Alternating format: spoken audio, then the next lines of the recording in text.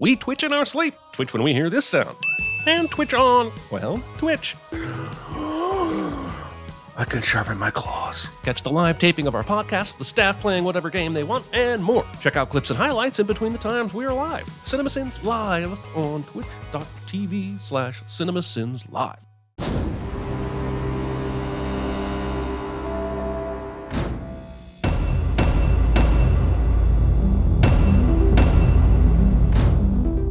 Eye injuries. Setting up the bullshit concept of your movie by making me read something.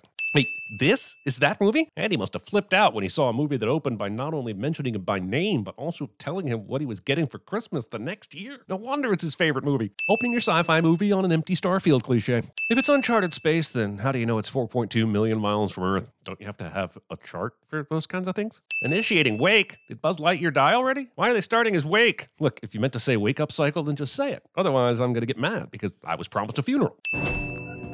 Cracking your own neck like this. Stop it. It makes things so much worse when you're old. Stardate 3901. You only need 4 digits to do a stardate? What madness is this? Is that just the year? Either this stardate is too general to be helpful, or each number is so complex it involves variations in tone and speed at which it's spoken to determine what it means, and I'm honestly just not willing to give this movie that much credit. Sensors have detected potential life forms on an uncharted planet, so we're making a detour to investigate. The entire rest of this movie is Buzz wishing he could have avoided pressing the yes button for this detour and just gone home. So why did he press it to begin with? Are the 1,199 space sleepy people aware that they could be diverted because of someone's curiosity? Is he breaking protocol? Explain yourself, movie. The entire colony enters orbit and lands on this uncharted planet rather than, oh, I don't know, sending a small shuttle to peep around. Why anyone would want to be a space ranger of a civilization this dumb is beyond me. Space Rangers will make initial evaluations, then assess whether— Wait, their protocol is to leave everyone in stasis while 1 or 2 people explore an alien planet? What happens if they die out here? Who made these rules designed solely for dramatic effect? Barrel rolling down a hill, putting yourself and your equipment at risk when you could have cautiously walked around and down because you're on a f***ing alien planet. You were narrating again. I mean, I was going to let it go, but if your own partner is calling you out on it, I guess I'll have to add that narration sin after all. The risk of sinning yourself, I guess. Super advanced ship built for landing on remote and unknown environments doesn't have any sort of automatic exterior tactile defense system. I'm better off just doing the job myself. Which is why I brought the rookie. Hello? Hardy har har, and also bull. There's no way Buzz could be on alert exploring a new planet and not be aware of a third human who has been with them the entire time. Buzz, protocol requires we bring him along. Protocol, the scapegoat of plot development. Look at the rookie, Buzz. Nope. Look at the Look. No. Lightyear. Nope. This look knows on for all the do they remember they are in an alien environment sometime. You will not speak unless spoken to. Yes, sir. Still talking. Because he's being spoken to. You're mocking me, aren't you? It's a line from the Toy Story movies. Quick, everyone orgasm. Also, it's not even a line that Buzz the Toy is programmed to say, because it would barely be a known line from this movie. It's a line that 2 separate Buzzes just happen to say in 2 completely unrelated situations, and its repetition has no narrative impact other than to goose the audience with a jolt of 10 cc's of nostalgia. Lines! That have waited until now to attack us for reasons. Bugs! That have waited until now to attack us for reasons. Buzz shoots his weapon off 3 times and it runs out of ammo. I'm not sure if the movie is saying that Buzz is so bad at his job he forgets to refill his ammunition before going on to an alien planet and is then surprised about that during combat, or if the weapon only has 3 shots in it at any time, and this is shocking. Considering Alicia only shoots 3 times, it is likely the second option, and the weapon is as useless as a single-use water bottle. I suppose leaving advanced weaponry for others to find discarded by their previous owner is just fine. You just engaged stealth mode and it's already down to 8%? Who designed your suits, Apple? I understand that I can't gauge the interest of every child based on the interest of a single kid that I know that watched this movie, but it was at this point that said kid turned to her mom and grumbled, "This is too serious. They are murdering those insects. Can we watch Daniel Tiger now?" I honestly wish I could join her. Where is the— rookie? You're just thinking about him now? I assume that you assume he must have been dead, but you thought he might have survived and just left him there? The Wilhelm scream was a fun inside joke for audio engineers 40 years ago, but it's 2022 now, and it's now so well known that it's more of a distraction than an addition. Stop using the Wilhelm scream, because I hate fun! This launch was doomed from the start, and the only explanation as to why Buzz even attempts this launch with a cliff ahead and the ship tilted like this is that he wants everyone to die and the movie to end early. I'm Buzz Lightyear. I'm always sure. That is a terrible role model quote, and so help me if that's one of the taglines on the pre-recorded Buzz buttons. This 8-minute open was was actually pretty spectacular, but in 1995, Pixar didn't have access to this kind of animation technology. I'm beginning to think this movie wasn't actually made before 1995. So apparently the atmosphere is fine to breathe, but your fancy technology couldn't tell you that in the time you were out exploring earlier? Your tech sucks, the future. It's bad, Buzz. Yeah, it is bad. Bad enough for everyone to be questioning why their spaceships are designed to crack open like an egg, and the design of their highly integral fuel container on their spacecraft is only protected by paper-thin plexiglass. Where are your shields for the outside and bubble wrap for the inside? Buzz Lightyear mission log, stardate 3902. After a full year of being marooned. So it is a star date that only includes the year. Do you know how useless that is? That would be like someone asking your location and you say the Milky Way. I'm adding another sin for this ridiculous star date system, displaying that you are 0% positive. I think this is supposed to indicate that they now have perimeter defenses against the killer bugs on this planet that can apparently not fly another 2 feet higher. We got a breach in the perimeter. Right, and that breach started all the way back here with the vine exploding from the ground before it snaked to Buzz. And yet none of the people standing around went to the hole and chopped it down. They just watched it do its thing for comedy's sake. And you might be thinking this was a one-off moment, but it happens again with Diaz, and that vine didn't just go 40 feet down the road. It went through an entire metal jungle to get to him. Are these people incapable of taking action before the vine snagged their victim? Launch. Having a manual launch button. Autopilots. Get it? Because in the 90s, you had to blow on game cartridges to get the dust out. And I'm sure NASA was using cartridge tech in 95, even though much more effective forms of digital storage had been around since the 80s. Increasing speed to 0.6 C. Increasing speed apparently means moving the lever all the way forward with no room for anything beyond 0.6 C, which is additionally confusing considering he's about to increase again. Where do you increase if you're already at the limit of the shifty thing? Waiting until the last second to activate the heat shields because it looks badass for the cameras. You have 26 seconds to course correct. You now have... Considering it takes Ivan 3 seconds to say this sentence every time, there may be a bit of a flaw in this warning system. Open the fuel door, Ivan. I'm sorry, I didn't quite catch that. The movie decides to poke fun at the frustrations we all feel when the AI systems fail us, and it works as intended. I am immediately angry. I am mad at my own experiences. I'm mad at this dumb computer and a super important spacecraft. I am mad that I will instantly forget that I should be super impressed with Buzz doing advanced mathematics on the windshield in only 20 seconds. Also, in a situation this dependent on precise timing, all of this comedic back and forth should result in all those math equations Buzz just did being null and void. And honestly, there isn't a Buzz survives this strong enough for this scene. Detonation in 5. It has now been 46 seconds since Ivan said Buzz had 26 seconds to course correct, so I will no longer trust a single thing Ivan has to say about any of this anymore. There's a manual fuel cell eject button, but you had to command Ivan to open the fuel door? How are those two things not connected? What happened? Time dilation. A concept that's been well established in science fiction and even science fact since the 20th century, and yet somehow we had never even thought of or prepped for. Oh, I got engaged. Oh, wow. That's great. What's her name? Score 1 for queer representation, I guess. What's wild is that a queer character shouldn't even be a big deal in 2022, but in 1995, it would have been an absolute shock to see an animated movie address queer life in any way. Somehow this movie is both too progressive for its fictional release year and not progressive enough for its actual release year. Quite an accomplishment. She's one of the science crew. It's funny, I never would have met her if we hadn't been stranded. Except you don't know that for certain. It seemed like waking up the science crew was part of the protocol earlier. So there's a good chance that everyone would have happily ever after, no matter the failures on screen. Probably the most confusing part of this movie is that they ask us to believe that Andy watched this and opted for a Buzz Lightyear figurine rather than a robot cat. Sensors indicate you've missed 4 birthdays. How is this a censor thing? Buzz hasn't aged 4 years. There's nothing to censor here. The records would indicate he's been gone for 4 years on planet time, but his body is like, yeah, a snack before lunch and probably should poop soon. Buzz takes one bite of his triangle gloop and goes to bed. This is insanely wasteful, even for gross space gloop standards. Summer night, ocean paradise, whale calls. No.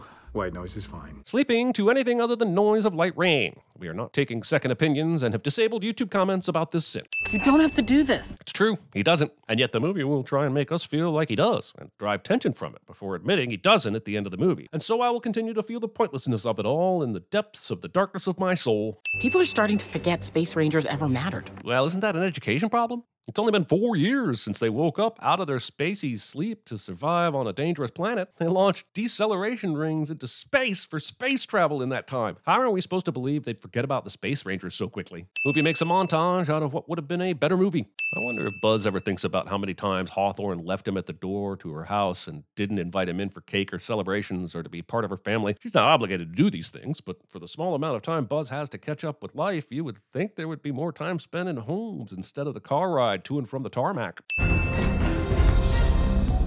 Right, because this is how he would find out that his best friend died. No one would have met him as he landed. They'd all have been like, you know, I think the healthiest way for him to deal with her passing is that he walks into her empty-ass office. After he watches the goodbye messages, cold turkey, we can all jump out and yell surprise or something. Also, how haven't they established protocols for this thing after more than 10 trips in 40 years? Wouldn't they have prepared while you were away updates that he gets directly upon re-entry? Also, is this montage saying he didn't spend any extra time at home base in between these visits? When you know you'll be gone for another 4 years, it seems like you could spend at least a year in between jumps with the people you love. And yes, the movie never goes into specifics, so we don't really know, but that's my point. Show us! I missed you. Which I realize could be confusing because I never invited you into my home or shared any cake with you. This is my granddaughter, Izzy. How have you not even met her granddaughter? Alicia just said you'd be back in a couple of years, meaning she's recording this about 2 years after you made the last jump. This girl is at least 4, so she absolutely would have been around the last time you were here, you self-centered, friend-ignoring bastard. To infinity. And beyond. That's some really impressive predictive timing by Alicia on knowing exactly how long the editors would milk the teat of sentimentality on that one, wasn't it? Also, I just thought about all the life and joy in the Buzz Lightyear toy that we met with Toy Story. The phrase "to infinity and beyond" was vibrant and exciting. This movie is crushing it with emotional anchors and chucking me into the sea of adult feelings. This only means there must be another movie in between this downer and the next one that helps Buzz transition to the fun character we know. And yes, I realize we have the entire rest of the movie to go, but let's be real. Nothing happens to shift his excitement because he meets a grumpy old version of himself and is saved by a future version of this cat that immediately dies. It sucks. Wait, did he launch that tear out of his eye? How did his tear from this position land on the picture? The trajectory just doesn't work. I know the movie wants to make me feel things here, but the only thing I'm feeling is that they might want to call someone to repair the roof leak that apparently caused this. Razor shield. Pretending your antagonist's actually good plan is not actually good. Making a locked door on a military base that can be this easily kicked open. Making a locked hangar on a military base that can be this easily broken into by a known fugitive with clear intentions. Creating a variety of shapes that require each console to be specifically adapted, rather than having one charger for all. Wait, no. Yeah.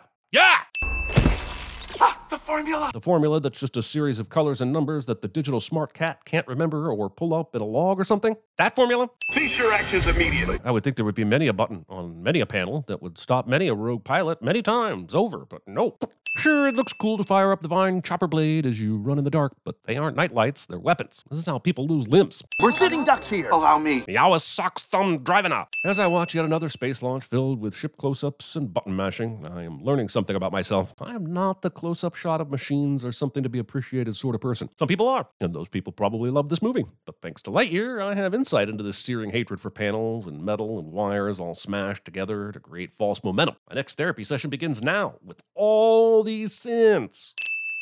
Or 3. 3 is fine. Congratulations, Captain Lightyear. You have achieved hyperspeed.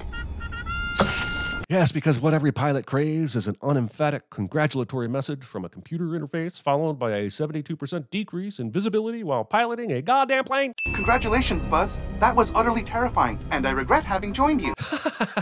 Socks rules. Is removing the core just like common procedure after flying one of these things? What possible reason would he need that in his hands right now except that it conveniently doesn't get taken with the ship? Somehow the sensors avoided warning Buzz about the presence of another massive spacecraft in its trajectory because it's been designed for ultimate drama. I just love that Zurg was like, hey guys, I know it might take a bit of extra work, but can we really go all out with the magenta lighting accents on my stasis pod? Let me take you into my secure base that has an open-air courtyard in case none of our enemies have heard of the concept of going over things.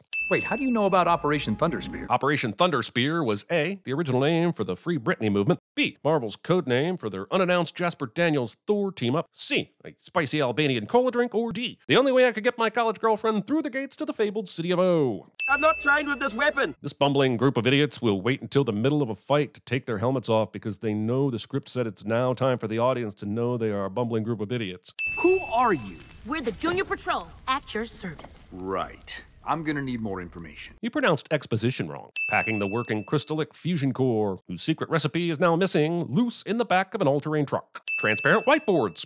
Star Command Code 2709.3 forbids me from placing unqualified personnel in harm's way. And yet there are 3 civilians and a robot cat in this vehicle that are surely in harm's way. Also 2709.3. So the star command codes have decimal points, but the star dates are just whole numbered years. I may never get over the star date thing. It honestly is the worst f***ing part of the movie. I guess there isn't an issue with bugs anymore. Are they like Paul Atreides, just walking on the dunes with zero concern about whipping up the local bugs into a frenzy? This suit has been hanging out here for a long time, and you know that crotch pouch smells nasty. Sorry to interrupt. This is at least twice that Buzz has been so completely unaware of his surroundings that he completely missed someone standing right near him. Buzz sucks at knowing if there are people in range of his space. Yep, Buzz is a terrible space ranger. You would wear Space Ranger suits? This one already has my name on it. Right, but they are also fitted for particular lengths of leg and body structure, right? Oh, okay, nope. We're just believing they immediately shift to fit their wearer. Great. Wait, the timer. They don't know about the timer. Buzz forgot to tell them about the timer? No, that did it on purpose to murder them all, and nothing can convince me otherwise. This isn't working. She says, well, the thing they are doing is currently working. Prostate exams. No explanation for Zurg not pursuing Buzz here is ever given, and if you suggest that he didn't see him, then you have severely overestimated my desire to argue with you. Now be careful, because these things combine if they touch. Well, that's just a stupid feature to design into them. Also, if you knew that, why were you even walking that way in the first place? Last second catch, despite the improbability of the catcher's arm being long enough to reach for the faller's hand cliche. We got you. It's a metaphor. Get it? Do you get it? Yeah, but this is all wet. Yeah, juicy fingers. That's the best part. In any and every situation, and I cannot state this strongly enough, juicy fingers is never the best part. Also, eating this wet, nasty thing earlier was okay. It was glistening after being in the cabinet for 4 years, for f***'s sake. Recalibrating. 1. Corrupted file restored. I believe you mean to say 1 conveniently timed corrupted file restored. Simple mistake, I forgive you. Actually, no, I don't. She believed I could fix the mistake I made. And that belief cost her everything. Everything?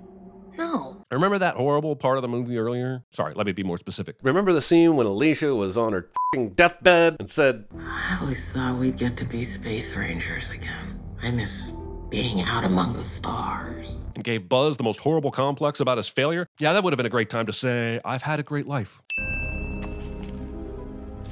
Eating a sandwich that you set meat first directly onto a dirty old table from an alien planet. Socks lights a path that is already lit by other lights, and I'm beginning to wonder if anything that is happening during this entire movie actually makes any f***ing sense. Cool, a dysfunctional arm panel that fires up to 10 robots, but actually only 6, no wait, maybe 8. Does this movie care about anything? By the end of this sequence, we'll have droids joining the fight and dying in the fight until only 1 droid remains, except by my count, there should be 2 robots that survive. This is undoubtedly the start of the next Lightyear movie, a love story set on the dark side of the planet. 2 droids have only each other after being abandoned by old Buzz. They eventually find our Buzz, who is actually old again, having lived his life here on the boring planet. Our Buzz finds a recorded message from evil old Buzz and realizes that he wants to live longer, so he needs the secret algorithm for time travel. Socks has had enough time to rediscover the equation for light speed, so our Buzz steals a ship and goes back in time, but starts this movie again. But this time, he makes it fun to watch. We might lose them in the fire geysers. And if not, I'm sure the RESs will take care of them. 90% complete! Because every action scene needs an arbitrary countdown in it. How else would we ever feel any tension? The obvious mistake aside, somehow these spaceships have protective covers for some buttons, but not the button that would immediately launch their f***ing fuel cell for reasons. I don't understand. Well, I'm sure it makes complete sense. The movie will get to explaining it shortly, and I'm confident that it will in no way just be a final act twist for twist's sake that invalidates all of the story work so far. This is Pixar. They would never let that happen. Robots can't quite say Buzz, so around here I'm just Zurg. Well, isn't that the most bullshittiest retroactive continuity bullshit to ever be shit out by a bull? If we can use this crystal to go forward in time, why not use it to go back? Because that's not how it works, dumbass. It's a good plan. It is not. Turns out this isn't an exact science. This is as far back in time as I could get. Of course it is. We are headed for about 5 minutes straight of this exposition dump, and every new development is just as forced and convenient as the last. Also, can we talk for a few moments about the villain's plan? He knows he's got this ace card up his sleeve about being Buzz 50 years from now that will easily pique new Buzz's curiosity. And he decides to go with a violent robot invader costume instead of leading with his big reveal? She had a whole life down there. What kind of life? You know what kind of life. You literally saw all of it, including the final goodbye message. You went on 90% of the same character journey as this Buzz, so what's with acting like you don't understand what Buzz is talking about? No, Buzz.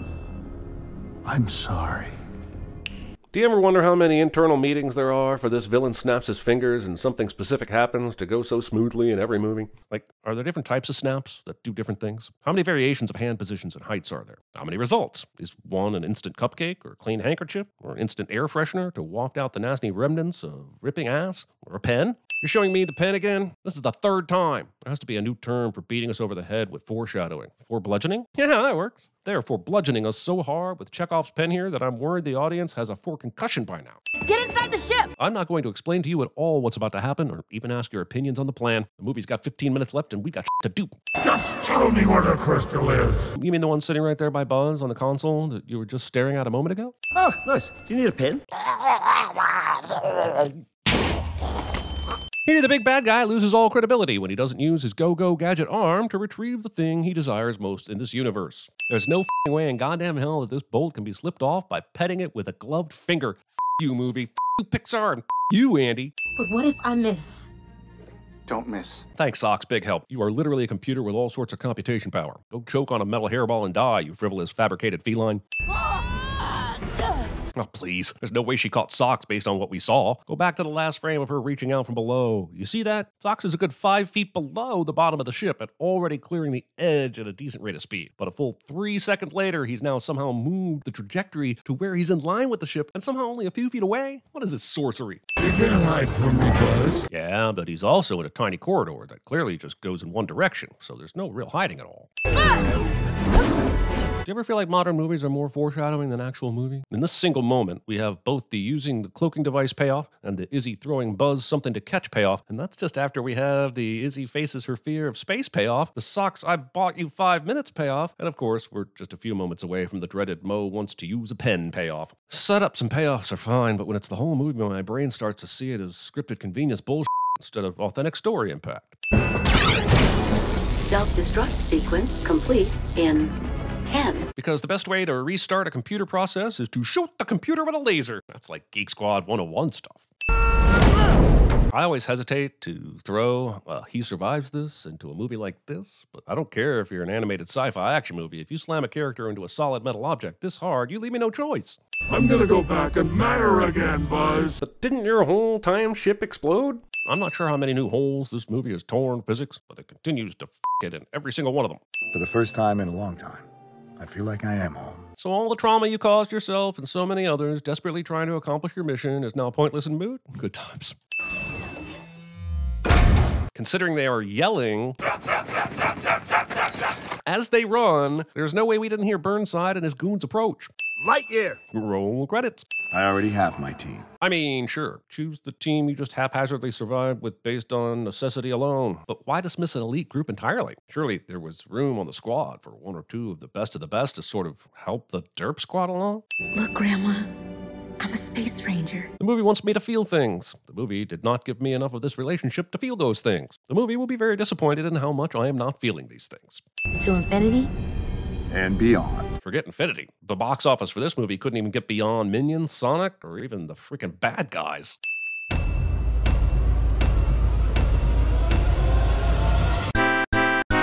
We're not going to have time to go over all the buttons. Time. Initiating hyperlock.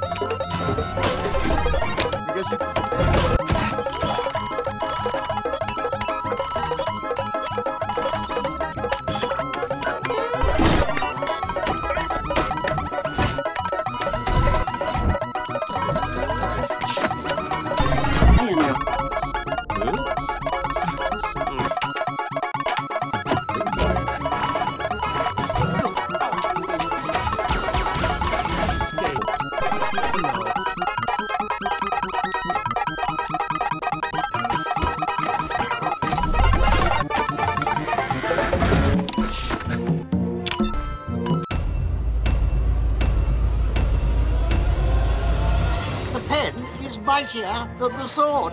White noise is fine. Very well. Good night, Socks. Good night, Buzz. This suit means something. It's not just protecting your body, it's protecting the universe. You go to your closet and you select, I don't know, that lumpy blue sweater, for instance, because you're trying to tell the world that you take yourself too seriously. Manufacturing a crystal capable of hyperspeed is like trying to lasso the sun.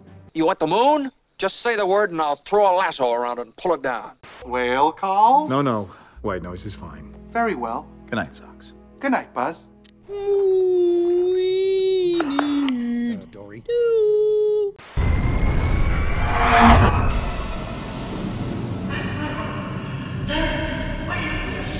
Spock, you're talking about the end of every life on Earth. Good night, Socks. Good night, Buzz. Open the fuel door, Ivan. I'm sorry, Dave. I'm afraid I can't do that. Sir, are you classified as human? Negative. I am a meat popsicle. Roger that. XL-15, this is Control. Everything's under control. Situation normal. We're fine. We're all fine here now. Thank you. Good night, Socks. Good night, Buzz. In here. Not quite my tempo. We can't launch yet. I need 5 minutes to install the coil. Once again, things that could have been brought to my attention yesterday! Good night, Socks. Good night, Buzz. You think we're not the same, Buzz? You're already me. You just don't know it yet. But I don't want your life. You absconded with Star Command property, stole an experimental spacecraft, and defied a direct order from your commander. Good night, Socks. Good night, Buzz.